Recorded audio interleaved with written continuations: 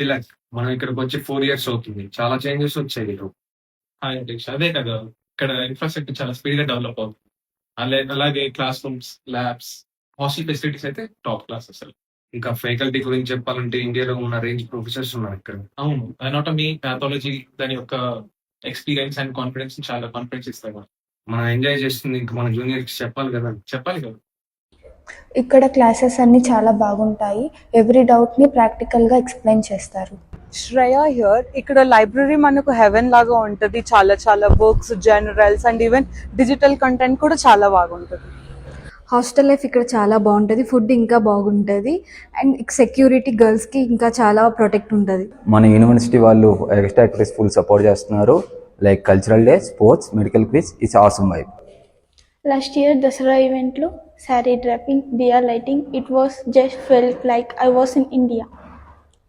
ఉగాది అంటే పచ్చడి, సంక్రాంతి అంటే రంగోలి.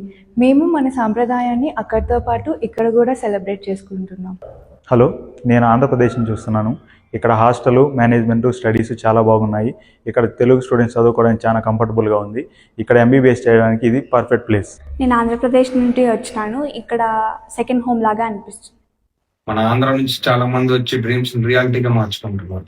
అదే కదా! మీరు కూడా డిసైడ్ అవ్వండి. ఎంబీబీఎస్ అబ్రాడ్ అంటే కాంప్రమైజ్ కాదు, కాన్ఫిడెన్స్. నా పేరు రుహినాస్. నేను ఆంధ్ర నుంచి వచ్చాను. నేను ప్రోగ్రెస్ మెడికల్ యూనివర్సిటీలో 3rd కోర్స్ చదువుతున్నాను. ఇక్కడ నా ఫస్ట్ డే ఎక్స్పీరియన్స్ నేను చెప్తాను.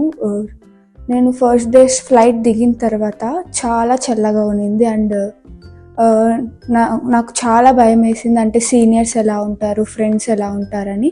కానీ ఒక్కసారి హాస్టల్కి వచ్చిన తర్వాత సీనియర్స్ అండ్ నా క్లాస్మేట్స్ చాలా బాగా రిసీవ్ చేసుకున్నారు.